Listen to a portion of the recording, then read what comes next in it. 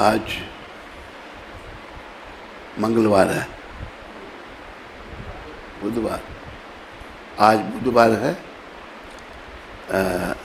आप सबका स्वागत और धन्यवाद। इंटरनेट ने भी सुनने वालों और देखने वालों का स्वागत और धन्यवाद। आज बुधवार है। आज के दिन श्रीला श्यामानंद प्रभु जो हैं गौलोक धाम को चले गए थे। श्यामानंद प्रभु भी बहुत बड़े भक्त हुए भगवान के। आओ पहले उनकी स्मृति में हम ये भजन गा लें, उसके बाद उनका जीवन हम पढ़ेंगे। श्यामानंद जी का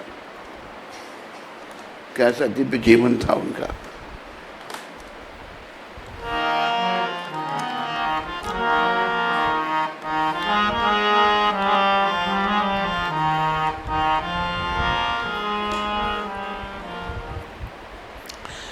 इससे पहले मैं ये भजन गाऊं, एक बात सब ध्यान में रखो।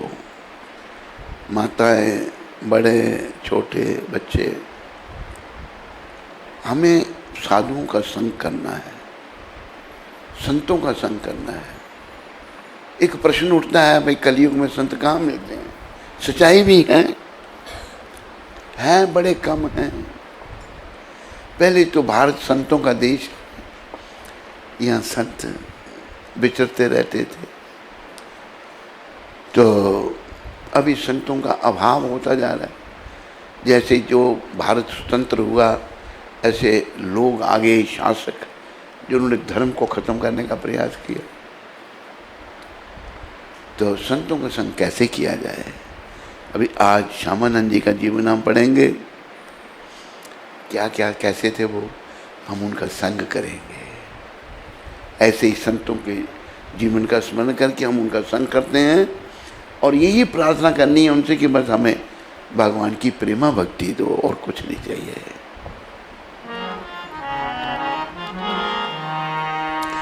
ये अनिलो प्रेमा धन करुणा प्रचुर,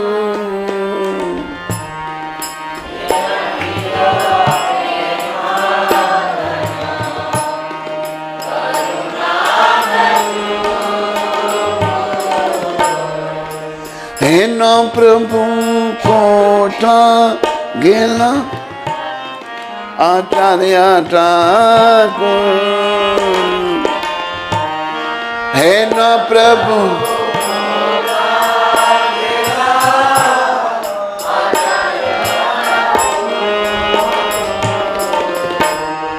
कहा मोरा स्वरूप रूपा, कहा सनाता कहा मोरा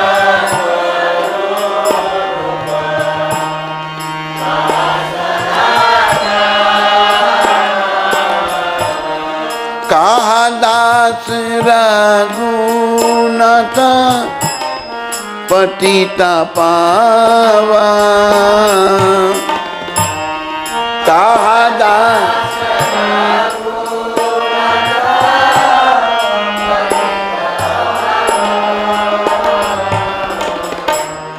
कहा मोरा भाट युगा, कहा कबीरा, कहा मोरा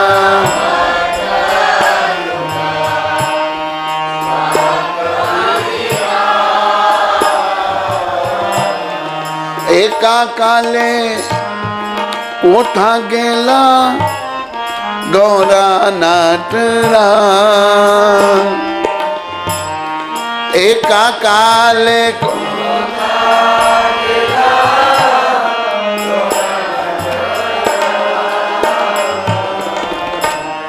पाषाणे कुटीबो माथा अनिले पाशिबो, पाषाणे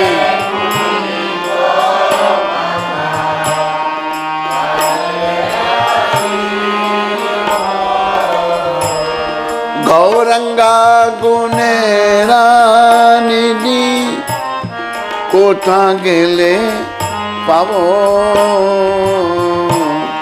गौरंगा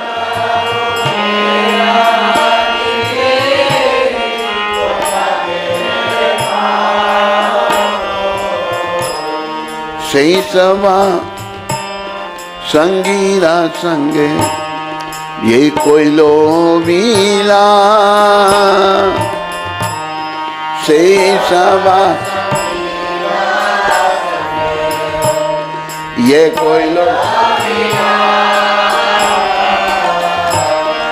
सही संग न पाया कांदे नरोत्तम दास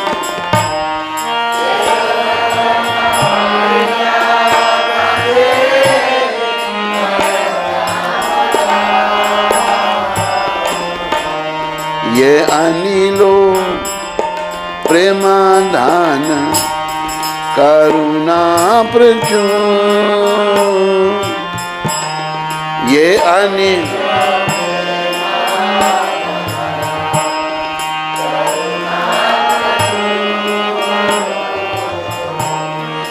न प्रभु कोठा गेला आचार्य ठाकुर न प्रभु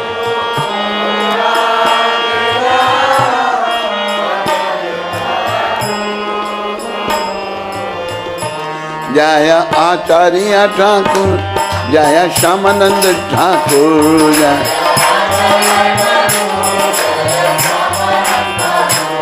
जय श्यामानंद ठाकुर जय आचार्य ठाकुर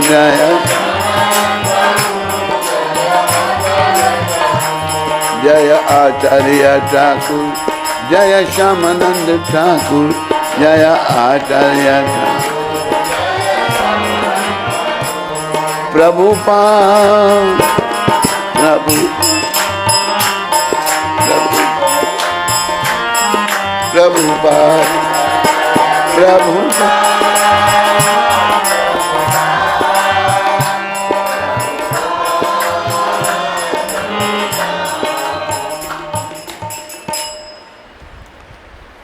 जो अपराकृत प्रेम का धन लेके आए थे तथा जो करुणा के भंडार थे ऐसे शिला श्रीनिवासाचार्य ठाकुर कहाँ गए? मेरे शिला स्वरूप दामोदर शिला रूप गोस्वामी कहाँ है? शिला सनातन कहाँ है? पतित पावन शिला रघुनाथ दास कहाँ है? मेरी शिला रघुनाथ भट्ट और शिला गोपाल भट्ट कहाँ है? शिला कृष्णदास कविराज कहाँ है? महान नर्तक श्री श्री गौरांग महाप्रभु एका कहाँ चले गए? मैं अपना सर चट्टान में मार कर फोड़ डालूंगा और अग्नि में कूद पड़ूंगा। सभी दिव्य गुणों की निधि स्वरूप श्री श्री गौरांग महाप्रभु को मैं कहाँ पाऊंगा? श्री श्री गौरांग महाप्रभु एवं उनके साथ लीला करने वाले संगियों का संग ना पाकर नरोत्तम दास मात्र रो रहा है। इस भजन के रचयिता हैं शिला नरोत्तम ठाकुर। उस समय के जो आचार्य चले गए थे उन सबका सिमरन करके वो रो रहे हैं। ये जो वैष्णव हैं इनका ही जीवन सार्थक होता है। वैष्णव जीते हैं अपने लिए नहीं, दूसरों के लिए। वैष्णव दूसरों के उद्धार के लिए उनका जीवन होता है। जो भी वैष्णव हुए उनका जीवन दूसरों के उद्धार के लिए, पर दुख दुखी। वैष्णव लोग उसको गोद में रख के क्यों बैठे, यहाँ रख। वैष्णव लोग जो हैं अगर जीते हैं, उनका जीवन के जैसे हमने एक वैष्णव प्रभुपाद देखे, 24 घंटे दूसरों की ही चिंता और किसी की चिंता नहीं। हम अपनी चिंता करते हैं, हम स्त्री चिंतन में लगे हुए हैं, स्त्री पुरुष के चिंतन में लगी हुई है, अपने सुख भोग के चिंतन में हम सभी पड़े हुए हैं। एक दिन मैंने देखा यहाँ पर, कहा कुछ नहीं, एक माता बाहर की आई थी, दूसरी माता उसको बैठने नहीं दे रही, उसकी बेटी आ गई, उसने कोई परवाह नहीं की। अपना चिंतन है, दूसरे का चिंतन नहीं। ये वैष्णव जीवन नहीं है। वैष्णव जीवन है केवल दूसरों के लिए। फिर उसने कुर्सी ला के दी, वो दूसरी जगह बैठी। तो हमें वैष्णव बनना है। जब तक हम वैष्णव नहीं बनेंगे तो आवागमन हमारी प्रतीक्षा कर रहा है, जन्म मरण का चक्कर हमारी प्रतीक्षा कर रहा है। और ऐसा भी कहा है कि अभी का जो मौका है, ये जो मौका, ये मौका हमारे पूर्ववर्ती आचार्यों ने, वैष्णवों ने, खास करके प्रभुपाद जी ने बड़ा विशेष बताया। क्या विशेषता इसमें? इसमें विशेषता ये है कि 500 साल पहले कली पावन अवतार इस धरातल पर प्रकट हुए हम सबके कल्याण के लिए।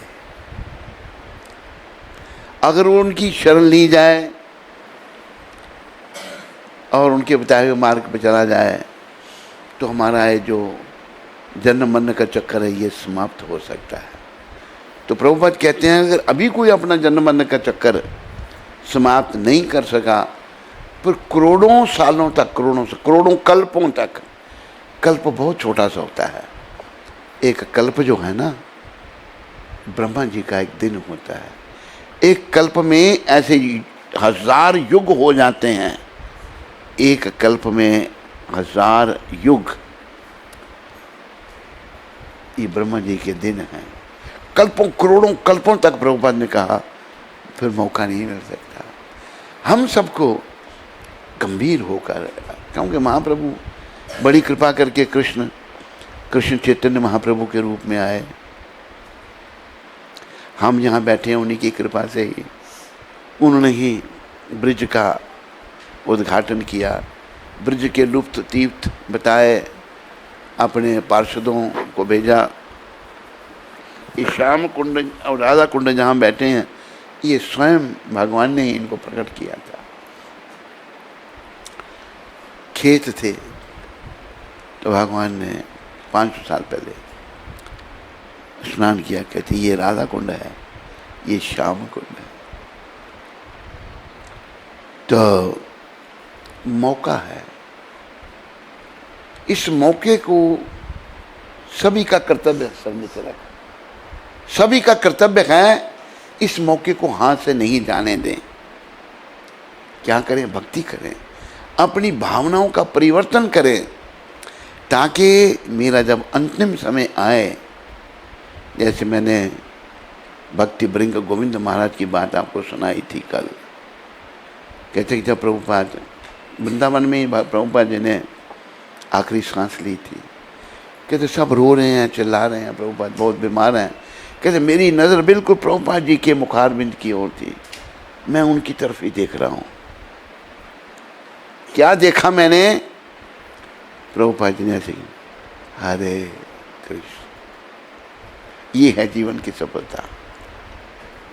भक्ति भृंग गोविंद स्वामी अभी सन्यासी हैं, उस समय वृंदावन में वो किचन संभालते थे, प्रसाद भोजन बनाते थे भक्तों के लिए। तो ये है जीवन की सफलता। अंत में भगवान का नाम जीवा पर आए। आ सकता है, ऐसी बात नहीं है। अगर जीवन काल में हम पूरा प्रयास करें हर ओर से मन को हटा करके श्री कृष्ण की शरण में लगाएं, श्री कृष्ण के चरणों में लगाएं, तो ऐसा करने से जो है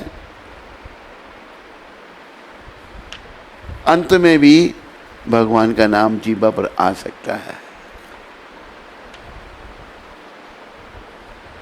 देखो, संतों के आशीर्वाद से, संतों की कृपा से ऐसा होता है।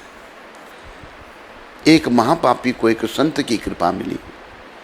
वो महापापी था अजामिल, कानकुब्ज का रहने वाला, जिसकी कथा भगवान वेद व्यास ने भागवत में लिखी है, पर पूरी डिटेल भक्तमाल में है।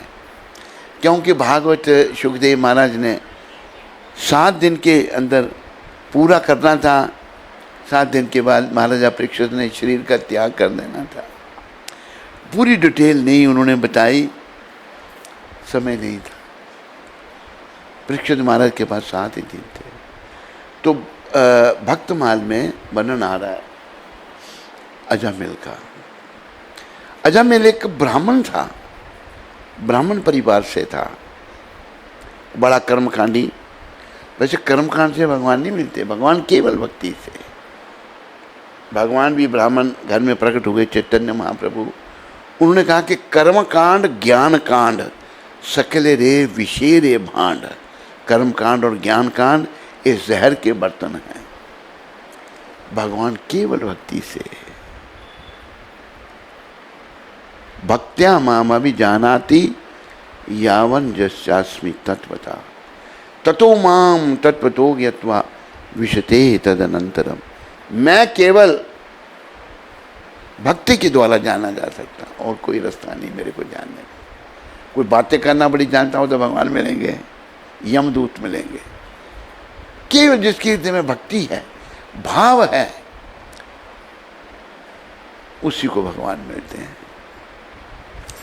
तो कानकुब्ज में ये अजामिल जी रहते थे, कर्मकांडी ब्राह्मण थे। एक दिन घर में यज्ञ था, तो इनके पिताजी ने बोला उनको, पिताजी ने बोला नहीं बोला, जंगल में यज्ञ का सामान मिलता है, यज्ञ पवित्र लकड़ी मिलती है, कुशा घास मिलता है, कई वस्तुएं जंगलों में प्राप्त होती हैं। तो लेने गए थे। जब वो जा रहे थे या आ रहे थे, उन्होंने एक वैश्या देखी और एक शूद्र गंदा व्यवहार एक दूसरे के साथ वो कर रहे हैं। अजामिल की नजर उस वैश्या पर पड़ गई। ब्राह्मण पर भक्त नहीं है, कर्मकांडी है। ऐसा उस वैश्या की ओर आकर्षित हुआ अजामिल। अजामिल ने जो है उस वैश्या को ही घर ले आया। वैश्याओं को तो कई कसम होते हैं, थोड़ा होता है। घर में ले आया तो उसकी वर्णन आता है, अच्छी पत्नी थी, सती साध्वी। उसने देखा वैश्या को ले आया तो स्त्री तो समझ जाती हैं, वो बेचारी अपने पिता के घर चली गई। अभी अजामिल उस उल्टा स्त्री के संग में इतना पतित हो गया, इतना नीच हो गया, सारे उसने धर्म कर्म छोड़ दिए। मांसाहार, मदिरापान, व्यभिचार, शिकार, चोरी, डकैती सब कुछ करने लग पड़ा। ये है संग का प्रभाव।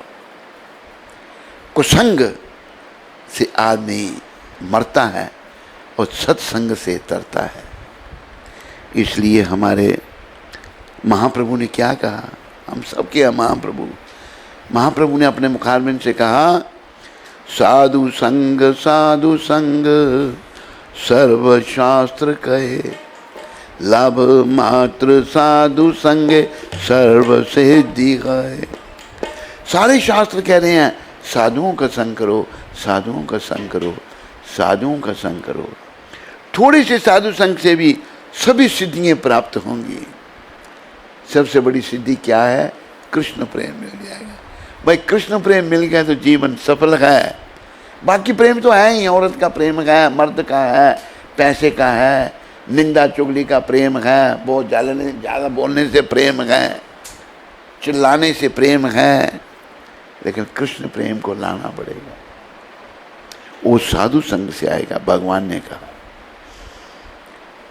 तो कानकुब्ज में जहाँ रहता था अजामिल, वर्णन आता है भक्तमाल में, वृद्ध हो गया था ये, फिर भी बच्चे पैदा हो रहे थे। एक दिन कानकुब्ज का जहाँ का ये था अजामिल, वहाँ संत मंडली आ गई। भारत संतों का देश है, याद रखो, संतों का सम्मान करना सीखो। क्या पता किस भेष में संत मिल जाएं आपको। कलयुग में संतों का अभाव है, फिर भी भेष का स्वागत करना, वो भी एक दूसरा प्रसंग है, भक्तमाल में ही लंबा हो जाएगा। एक राजा था, थोड़ा सा उसकी मैं संकेत दे देता हूँ। राजा जो है वो संतों का बड़ा सम्मान करता था। राजा को संत मिल गए, संत नहीं थे, वो ठग थे। भेष संतों का था, भेष का भी सम्मान किया। राजा जो है उनका पूजन किया। ओ भाई ये तो राजा पूजा कर रहा, हमारी पूजन किया। राजा घर में ले आया, उनको बड़ी अच्छी तरह से रखा उनको। एक दिन राजा कहीं गया था, डाकू थे, उन्होंने रानी का वध कर दिया, रानी को मार दिया, लूट के ले गए, धन संपत्ति सारी ले गए। तो राजा की संत निष्ठा थी, राजा की संत निष्ठा से रानी जिंदा हो गई और सब ठीक हो गया। मैं कथा पूरी मुझे याद नहीं है, ये बड़ा अच्छा प्रसंग है ये। एक और थी माता महारानी गणेश देई, राम जी की बड़ी भक्त थी वो कौन सी जगह थी वो? ओरछा। मधुकर शाह की पति, मधुकर शाह कृष्ण भक्त थे और रानी गणेश देई जो है वो राम जी की भक्त थी। तो खैर ये भी बड़ा लंबा सुंदर प्रसंग है। हुआ क्या, राजा संतों की बड़ी सेवा करता था। एक साधु, कई साधु भी बिगड़ जाते हैं बेचारे, तो अभी कोई नहीं था तो साधु आ गया। वो रानी गणेश नहीं पता कहाँ सारे हीरे जवाहरात कहाँ हैं, कहते मुझे क्या पता, मैं क्या बताऊँ। उसने रानी की जंगा पर छोरा मारा, खून खून कर दिया। उस रानी की इतनी श्रद्धा थी संतों में, महारानी गणेश देई की, आखिर वो कुछ नहीं, राजा भी, राजा की संतों में श्रद्धा कम ना हो जाए। देखो राजा को नहीं बताया कि संत ने मुझे ऐसा किया। वो भाग गया, संत राजा के महल में रहता था, चला गया। तो एक राजा पूछता, कहते मैं अपने धर्म में हूं, मेरे पास नहीं आना। आखिर दिन निकल गए, राजा कहते भाग क्या है, कहते बताओ क्या बात क्या है। राजा ने बड़ा आग्रह किया, क्या बात है। कहते महाराज मुझे एक वचन दो, कहीं संतों में आपकी श्रद्धा नहीं कम हो। कि नहीं होगी, बताओ। कि एक महात्मा ने मेरी जंगा पर छोरा मार दिया। तो राजा ने प्रणाम किया, रानी के नहीं तू धन्य है, तू इतनी संत निष्ठा तेरे में, और परिक्रमा की महारानी गणेश देई की। ये भक्तमाल में वर्णन आता है। भीष का भी सम्मान है, तो हमें सम्मान करना है। देखो छुरा भी घूम गया लेकिन उसका बुरा नहीं सोच रहे। तो अजामिल के यहाँ संत आ गए, संत मंडली आई थी, जहाँ का अजामिल था, कानकुब्ज का। तो अजामिल जी कहाँ गए थे? शिकार खेलने। आई तो पत्नी उसकी वैश्या घर में थी। उसने संतों का सम्मान, भाई हम वैश्य, हमारे घर में संत कैसे आ गए, बड़ी खुश बैठाया, समझ गए। और संत भी समझ गए भाई ये कोई गड़बड़ है यहाँ पर। आकर पूछते कहाँ तुम्हारा पति? कहते हैं आ रहे हैं, अभी आ रहे हैं, कहीं गए हैं, शिकार खेलने गए थे। उनको बैठाया, सम्मान किया। संत बेचारे बैठे रहे और बोला ये भी कोई हरी इच्छा है? कि लव मात्र साधु संगे सर्व सिद्धि हो। हम यहाँ आए हैं, इतनी देर में अजामिल शिकार खेल के आ गया और उसने जानवर मारे हुए इधर लटकाए हैं, इधर लटकाए आते सब जानवर फेंकवाए उस वैश्या ने। जल्दी से उसको बोला नहाओ, कपड़े बदले, कंठी डाल दी उसके गले में, साधु जैसा बना दिया उसको। देखो संत हमारे घर में भूल से आ गए हैं, वो वैश्या कहती है, तो आपने उनका सम्मान करना है, उनको कहना है कि मेरा बड़ा सौभाग्य है कि आप मेरे घर में पधारे। वैश्या कहती क्या कहोगे? मैं कहूँगा कि आप लोगों का बड़ा सौभाग्य है कि आपको मेरे दर्शन हुए। कह चुप कर, कुछ नहीं बोलना तूने। वैश्या चुप हो गया। आगे तो संत समझ गए अभी वो वैश्या गर्भवती थी। संतों ने सारा चाल चलन देख लिया। उन्होंने कहा तेरे घर पुत्र होगा, उसका नाम तू नारायण रखना। अभी अजामिल का आखिरी बच्चा था वो, पहले 8-10 बच्चे थे उससे, वैश्या से। अजामिल नारायण इधर आओ, नारायण यहाँ बैठो, नारायण ये का भगवान का नाम उच्चारण हो रहा है। ये है लव मात्र साधु संगे सर्व सिद्धि होए। थोड़े से साधु संग से भी सब सिद्धियां प्राप्त हो जाती हैं।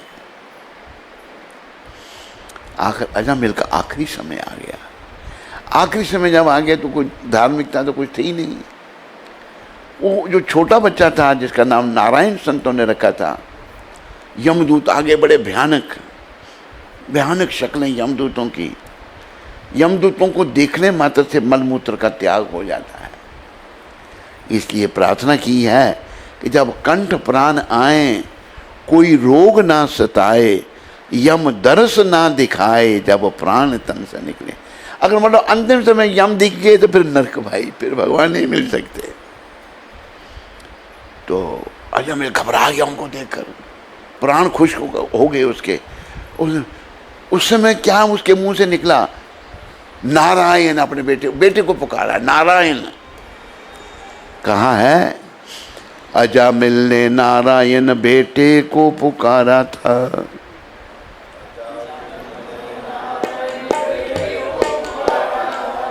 अजामिल ने नारायण बेटे को पुकारा था। अजामिल नारायण पापी महान को भी भव सिंधु से तारा था। पापी महान।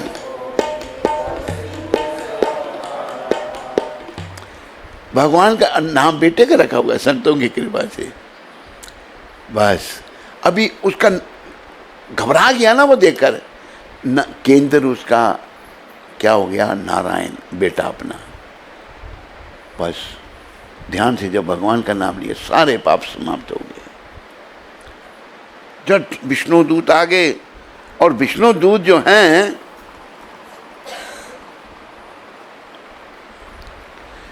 विष्णु दूत, यमदूत तो कहते छोड़ो इसको। कहते आप लोग कौन हैं? हम विष्णु दूत हैं। कहते हमारे यमराज ने, यमदूत ये सोचते थे कि यमराज ही सब कुछ हैं और कोई कुछ नहीं, वो ही बड़े हैं। हमारे यमराज भगवान ने हमको भेजा है इसकी आत्मा को लेने के लिए। किसकी आत्मा को लेना होता है पता है तुम लोगों को? वार्तालाप है विष्णु दूतों में और यमदूतों में। तुमको पता नहीं है? इसने हमारे भगवान का नाम लिया अंत में, इसके सारे पाप समाप्त हो चुके हैं। यमदूतों का और विष्णु दूतों का वार्तालाप निकालना है भागवत से। कौन निकालेगा? निकालना, उसमें निकाल के देना, मैं सुनाऊंगा इनको। तो क्या हुआ? यमदूत विष्णु दूतों के आगे थोड़ा ठहर सकते हैं? भागे सारे। जाके कहा महाराज उस पापी को लाने के लिए हमने भेजा था, तो एक ऐसे 3 व्यक्ति आगे, धनुष्मान उनके हाथ में हैं और बड़े सुंदर शंख चक्र धारण कर रखे हैं उन्होंने, और वो हमसे छुड़ा के ले गए उसको। हमने ही हमें भेज दिया। तो तब सारी परिस्थिति को यमराज ने देखा उसने यमदूतों को कहा कि देखो वो विष्णु दूत हैं। उन्होंने कहा हम तो आपको ही सब कुछ समझते हैं, आप दंड देते हैं दुष्टों को, भक्तों को सुख देते हैं। कहते नहीं, मैं तो भगवान का दास हूँ, ये मृत्यु विभाग मेरे पास है, तुम सब मेरे सेवक हो। तो तब यमराज ने कहा जिसके गले में कंठी हो, माथे में तिलक हो, जो भगवान का नाम लेता हो, उनके पास नहीं जाना।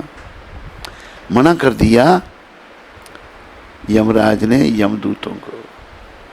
सारी प्रसिद्धि उन्होंने देख ली। ये है लब मात्र साधु संगे सर्व सिद्धि हो। थोड़ा सा साधु संग करने से भी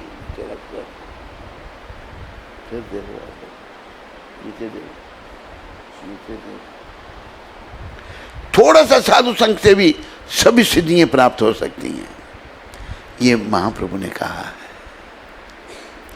महाप्रभु स्वयं कृष्ण हैं, तो श्यामानंद प्रभु कैसे हैं उनका जीवन हम पढ़ेंगे। श्यामानंद प्रभु उनके जन्म के पूर्व अनेक संतानों को खो बैठने के परिणाम स्वरूप दुखी हो जाने के कारण उनके माता पिता ने उनका नाम दुखी कृष्णदास रख दिया था।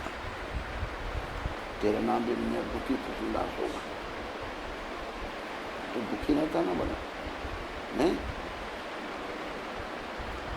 नीचे देखा। तो श्यामानंद जी के प्रकट होने से पहले इनके माँ बाप के कितने बच्चे चले गए। फिर श्यामानंद जी का जन्म हुआ तो उन्होंने उनका नाम रखा दुखी कृष्णदास। दुखी थे बेचारे वो, दुखी कृष्णदास रख दिया। हृदय चैतन्य से दीक्षा ग्रहण करने के उपरांत ये कृष्णदास कहलाए। पहले दुखी कृष्णदास और इन्होंने दीक्षा ली थी शिला हृदय चैतन्य जी महाराज से। बोलो शिला हृदय चैतन्य जी महाराज की के उपरांत ये कृष्णदास बन गए। बोलो शिला कृष्णदास महाराज की।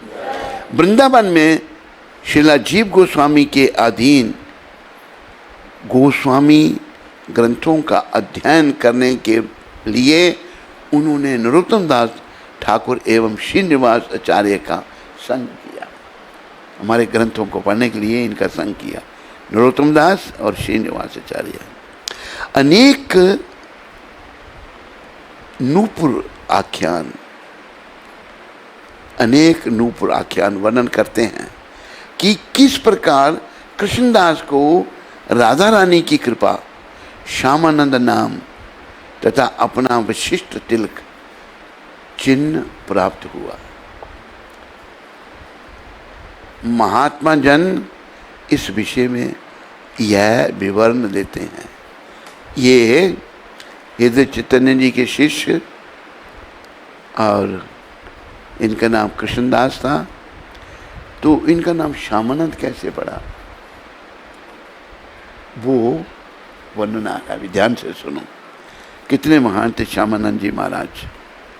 वृंदावन में वास करते समय श्यामानंद जो कृष्णदास जी वृंदावन में वास करते समय श्रीला कृष्णदास प्रतिदिन भोर होने से पूर्व वहाँ की गलियों को बुहारते थे। आहा, तू भी ये शुरू कर, काम से करेगा।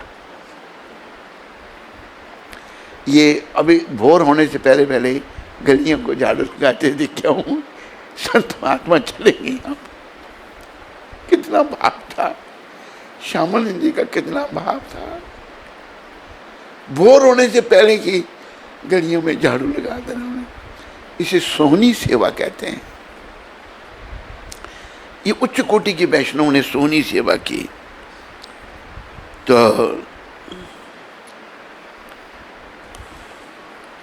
कृष्णदास प्रतिदिन भोर होने से पूर्व वहाँ की गलियों को बुहारते थे। वे इस मंतव्य से यह बनीत तथा सेवा करते थे कि वैष्णवगण जब दर्शनार्थ मंदिरों में जाएं तो उनके पाँव को पीड़ा ना पहुँचे। पाँव को कोई कांटा ना लगे, कोई रोड़ा ना लगे, पीड़ा ना पहुंचे। एक दिन प्रातः काल उन्हें एक मनमोहक सुंदर स्वर्ण नूपुर मिला। मनमोहक बड़ा सुंदर नूपुर मिला। जब ललिता एवं विशाखा सखी ने श्रीला कृष्णदास से वह नूपुर मांगा, तब उन्होंने कहा कि वे उसे केवल उसकी मूल स्वामिनी को ही सौंपेंगे। अब ये भारते थे, वर्णन आता है यहाँ तो बड़ा छोटा वर्णन है कि राधा रानी ने स्वयं अपना नूपुर गिरा दिया श्यामानंद जी पर कृपा करने के लिए, कृष्णदास जी पर कृपा करने के लिए। वो सफाई करते थे, वहाँ बड़ी प्रसन्न थी राधा रानी, बड़ी प्रसन्न थी उनसे। बोलो राधा रानी की, बोलो बरसाने वाली की, राधा रानी की जय, महारानी की जय, राधा रानी। बोलो बरसाने वाली की जय जय जय, बोलो राधा रानी की जय, महारानी की जय, राधा। बोलो बरसाने वाली की जय जय जय, बोलो। राधा रानी प्रसन्न हो गई। इन्होंने बड़ा संक्षेप में हुआ ऐसा, ललिता विशाखा राधा जी के कपड़ों का संवार करती हैं। जब उनके कपड़े संवार रही थी, एक नूपुर नहीं है, तो नूपुर नहीं है तो उन्होंने सोचा कि नूपुर जो है वो श्यामानंद, अब राधा कृष्ण ही ब्रज में अभी भी रहते हैं, खाली हम योग्य बने उनके दर्शन करने के लिए, यही निवास है उनका। कहना करना क्या है। लोकनाथ गोस्वामी कहते हैं, लोकनाथ गोस्वामी, लोचनदास ठाकुर,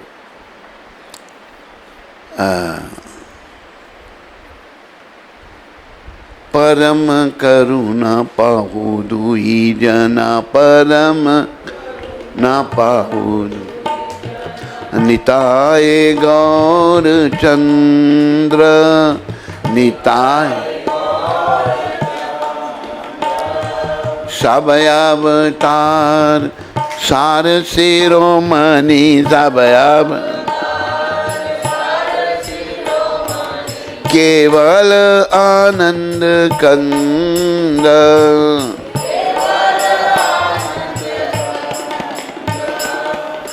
भजो भजो भाई चैतन्य निताई, भजो सुदरीण विश्वास कोरी, सुदरीण विषया छाड़िया सही रस माजिया, विषया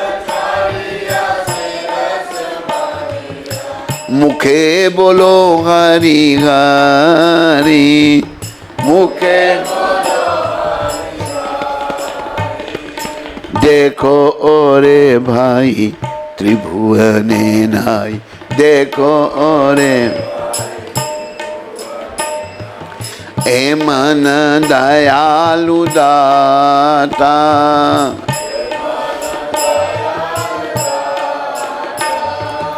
पशु पक्षी झूरे पाशन बिदरे, पशु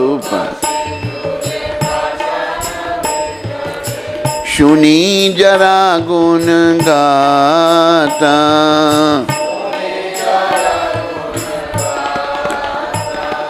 संसारे माजिया रोलिया पोरी,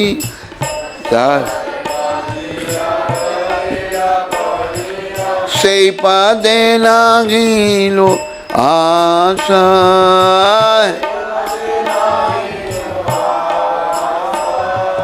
अपना कर्म भूंजिया समन, अपना काहे लोचन दास काहे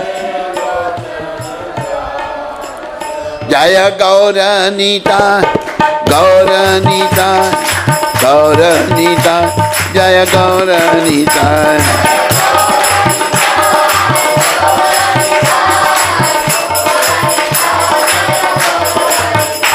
जय निमाई नीता निमाई नीता निमाई नीता जय निमाई नीता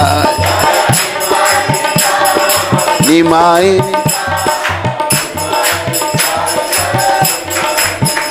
प्रभुपाद प्रभुपाद प्रभुपाद प्रभुपाद जय जय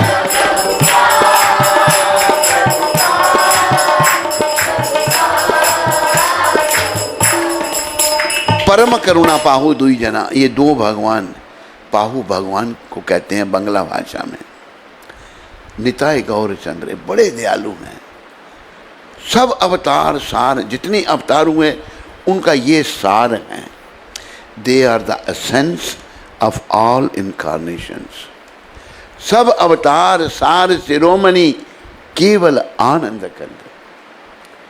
इनका जो भगवत प्राप्ति का मार्ग बड़ा सुगम है। इसलिए प्रभुपाद जी ने कहा कि जो इनकी कृपा नहीं ले सका, करोड़ों कल्पों तक उसका उद्धार नहीं है। फिर जन्म मन के चक्कर में जीव पड़ा रहेगा कल्पों तक, करोड़ों कल्पों तक। तो क्या हुआ कि लोचन दास महाराज बता रहे हैं,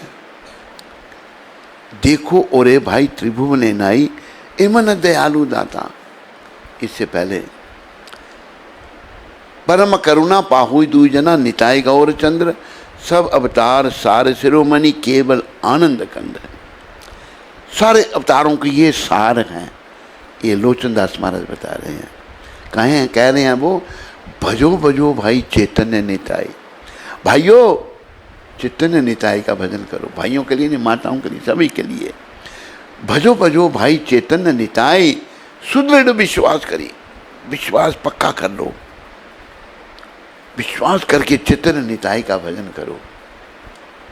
उनकी कैसी कृपा मिलेगी? सुदृढ़ विश्वास करी, विषय या छाड़ी या सेर समाजी या मुखे बोलो हरि हरि। चैतन्य निताई का भजन करो, पर विषय विकारों को छोड़ना पड़ेगा।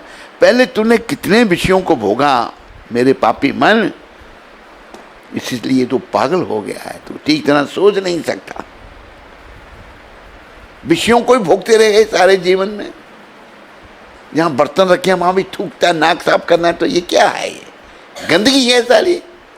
कोई सभ्यता सीखी रही? बनने चाहते हैं बड़े भक्त। सभ्यता कुछ है नहीं, मरने जा रहे हैं। हम सबकी मृत्यु निकट है, पर हम भगवान से दूर जा रहे हैं। कहा ना कि चिराग तले अंधेरा, चिराग के नीचे अंधेरा होता है। ऐसे ही मरने जा रहे हैं, लेकिन कोई सभ्यता नहीं, कोई संस्कृति नहीं, कोई अक्ल नहीं। नरक का द्वार आगे, पता नहीं कैसे आगे भगवान परेशान करने के लिए आगे दूसरों को। तो लोचन दास महाराज कहते हैं, भजो भजो भाई चैतन्य निताई, सुदृढ़ विश्वास करी। विश्वास के साथ इनका भजन करो। कैसे इनकी कृपा मिलेगी? विषय या छाड़ी या सही रसमाजी या, विषय विकारों को छोड़ना पड़ेगा। विषय या छाड़ी या सही रसमाजी या मुखे बोलो हरि हरि। विषय विकारों को छोड़ करके मुखारबिंद से हरि हरि, हरे कृष्णा कृष्णा कृष्णा हरे राम हरे राम। बड़ी श्रद्धा के साथ चिला लोचन दास महाराज कह रहे हैं, कहते हैं, देखो ओरे भाई त्रिभुवन नाई। भाइयों ए मन दयालु दाता, ऐसा तीनों लोक में ऐसा दाता का नहीं है कोई भी। क्यों? पशु पक्षी जुड़े पाषण भी दरे। जब ये झारखंड के जंगल से आ रहे थे तो जंगली जानवर भी कीर्तन करने लग पड़े भगवान को देख करके। उनके मुखार में से सदा कीर्तन होता था। एक कोई होगा वाघ, एक वाघ मेरी तरह होगा बेचारा। सारे वाघ खड़े होकर पिछली टांगों पर कीर्तन कर रहे हैं, बाघ हिरन को गले लगा रहे हैं। जो बाघ मेरी तरह था वो बैठा रहा। महाप्रभु जा रहे हैं बड़े भाव से जा रहे हैं कीर्तन करते हुए। पीछे से बलभद्र भट्टाचार्य उनके साथ थे अकेले, भगवान पुरी से झारखंड से होते हुए आ रहे हैं। तो बलभद्र भट्टाचार्य भगवान को तो भाव में है सदा, आंखों से आंसू बह रहे हैं, महाप्रभु की कीर्तन करते हुए जा रहे हैं। भट्टाचार्य चलाए पीछे से, महाप्रभु बाघ आपके आगे है। बाघ बड़ा दुष्ट पशु बताया है। बाघ का जब वंश शुरू हुआ, वो कहते मेरा वंश तो बड़ा पापी होगा, मेरा उद्धार कैसे होगा? तो तब कहा भाई तेरा जो चर्म है, तेरे चमड़े पर संत बैठेंगे, इससे तेरे वंश का उद्धार होगा। महाप्रभु जाके उस बाघ से टकराए तो बाघ जैसे महाप्रभु का स्पर्श मिला, चरणों का स्पर्श मिला, उसको उठ के खड़ा हो गया। वो भी कीर्तन करने लग पड़ा, पिछली टांगों में खड़ा हो गया। वो भी बाघ भी कीर्तन करने लगे। वही कहते हैं पशु पक्षी जुड़े भाषण बेदरे, सुनी जरा गुण गाथा। इनकी गुण गाथा सुनकर पशु पक्षियों का भी जीवन धन्य हो गया, वो भी भक्त बन गए। बाघ मोर को गले लगा रहा है, एक दूसरे को चूम रहे। संसारे माझी या रोहिली या पोरिया, सी पदे नाही लो आस, अपना कर्म भूंजिया समन कहे लोचनदा। वैष्णव विनम्रता की मूर्ति होते हैं। लोचनदास जी कह रहे हैं कि मैं क्या कहूँ, मेरा आकर्षण ये जो महाप्रभु का हरे कृष्ण आंदोलन है उसकी ओर नहीं हो रहा। मैं किसको दोष दूँ? अब मेरे ही पाप हैं। मृत्यु के देवता यमराज मेरा आकर्षण ये महाप्रभु का हरे कृष्ण आंदोलन की ओर नहीं होने दे रहे। लोचनदास महाराज उच्च कोटि के वैष्णव कह रहे हैं विनम्रता की मूर्ति, जो शुद्ध भक्त है वो विनम्रता की मूर्ति बन जाते हैं। तो ऐसे हैं ये भगवान, पशु पक्षियों का भी उद्धार करने वाले। सब इनकी कृपा लो, प्रचार करो, हरि नाम करो। ऐसा करने से सभी का मंगल हो जाएगा। तो मैं बात आपको सुना रहा था, तो ललिता विशाखा ने पूछा श्यामानंद जी को, भैया तुम यहाँ झाड़ू लगाते हो, हमारी ठुकरानी का नूपुर गिर गया है, मुझे मिला है पर मैं उसी को दूंगा जिसका है। तो कैसे? वो पहले नूपुर से मिलाऊंगा, एक जैसे दोनों होंगे तब दूंगा। श्यामानंद जी पर कितनी कृपा। अच्छा बोला, राधा रानी को बताया ललिता विशाखा ने कि कृष्णदास जी जो रोज सोहनी सेवा करते हैं वृंदावन के ब्रिज की, उनको आपका नूपुर मिला है। वो कहते हैं मुझे, मैं दूसरे से मिलाकर फिर दूंगा। राधा रानी की इच्छा थी श्याम पर, कृष्णदास जी पर। आगे श्यामानंद जी को लाया उधर, श्यामानंद जी ने देखा और नूपुर, उसने नूपुर को अपने मस्तक से लगाया,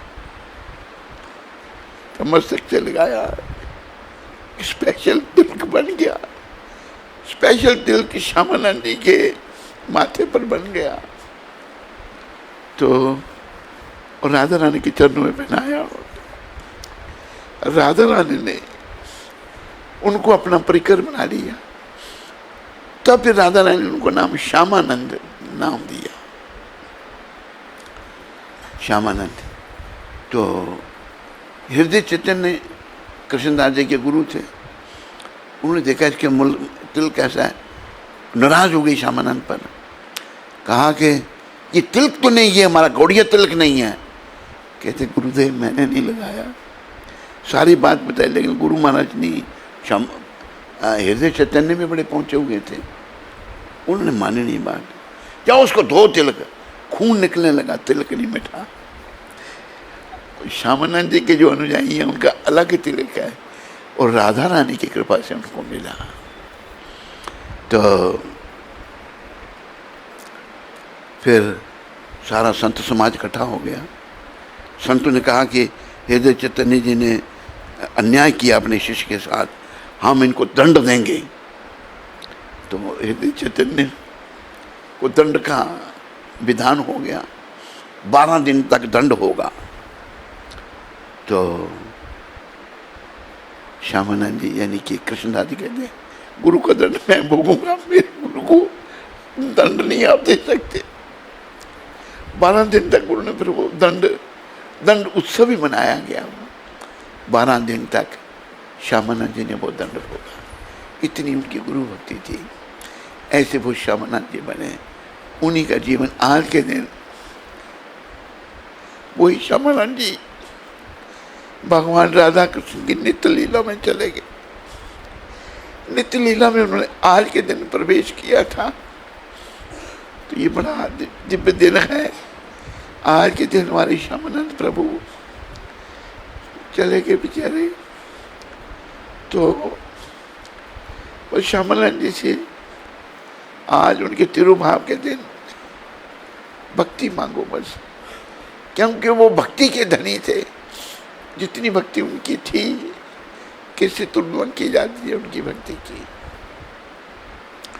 और ये नहीं कि गुरु जी ने तिलक मिटाने के लिए कहा तो गुरु जी का बुरा माना, नहीं, वो भी बुरा नहीं माना। मेरे गुरु जी को नहीं दंड दे सकता कोई। तो श्यामानंद प्रभु से यही कहो, हमें विनम्रता है, और नहीं तो यहीं झाड़ू लगा दिया करो। जो इतने लोग आप यहाँ रह रहे हैं, विनम्रता लाओ, अंदर टाइम कम है भाई, झाड़ू लगाओ। कांग्रेस को उस रास्ते में इतने भक्त लोग जाते हैं, उनको पानी पिलाओ, उनकी सेवा करो। किसी भी तरीके से करोगे तो भक्तों की सेवा से ही हमारी शुद्धि होगी। और सबसे बड़ी बात, अगर प्रभुपाद जी की पुस्तक इन किसी भक्त के हाथ में आके पढ़ के वो और भक्त बन गया, आप पर भी कृपा हो जाएगी। तो ये सब करो। यहाँ हम प्रभुपाद कृपा से आए हैं इस दिव्य स्थान पर। यहाँ पर जितने भी परिक्रमा के लिए जाते हैं सभी महान आत्मा हैं, तभी तो गोवर्धन जी की परिक्रमा कर रहे हैं। ऐसे थोड़ा कोई करता है।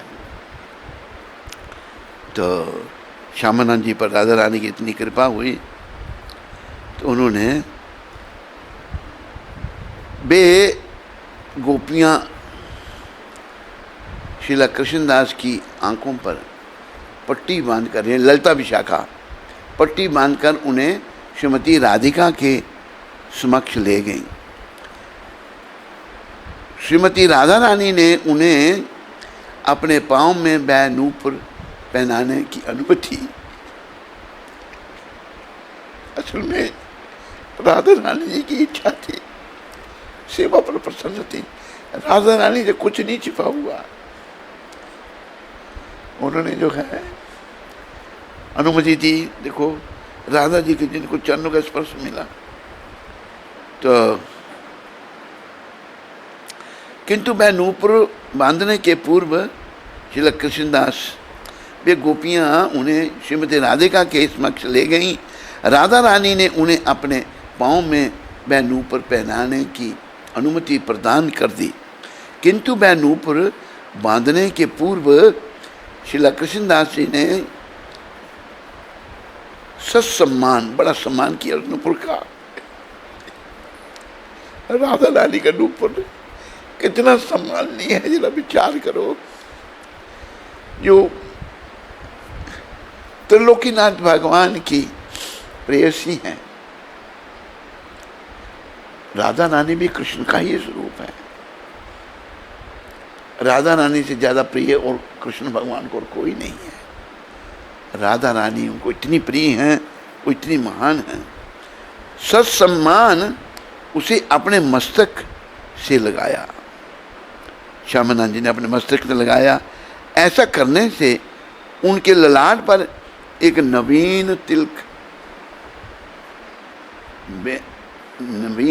चिन्ह अंकित हो गया, नवीन चित्र अंकित हो गया, जो आज भी उनके अनुयायियों के माथे की शोभा बढ़ाता है। आज भी वो श्यामानंद जी के जो अनुयायी हैं वो भी आज वही श्रील कृष्णदास के दिव्य सौभाग्य से प्रबोधित होकर श्रील जीव गोस्वामी ने उन्हें श्यामानंद नाम प्रदान किया। ये नाम उनको श्यामानंद किसने दिया? जीव गोस्वामी ने। सारी बात जीव गोस्वामी तो सब जानते थे।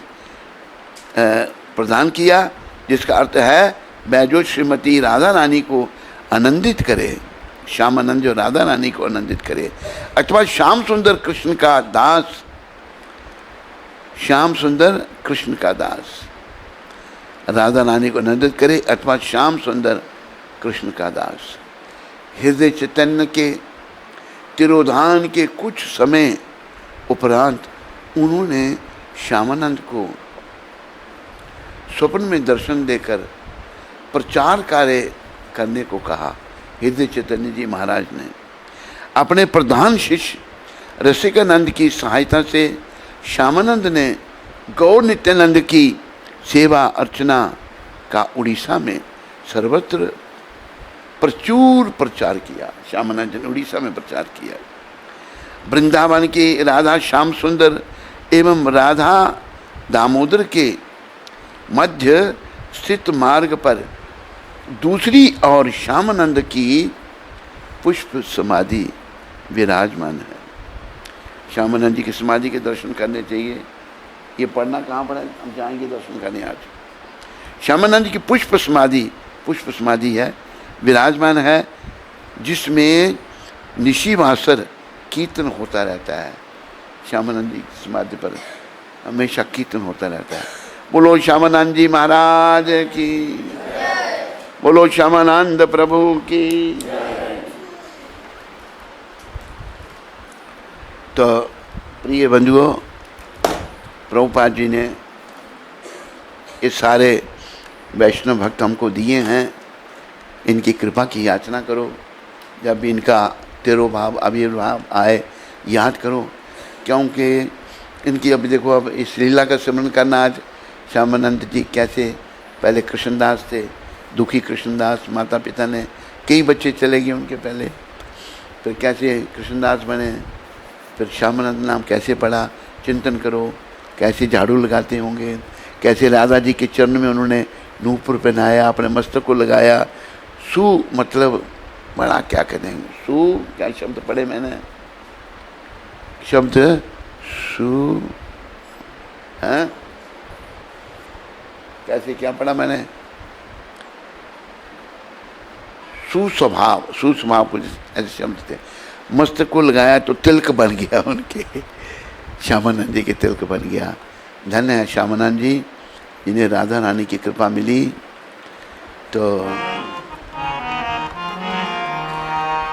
जय राधा माधवा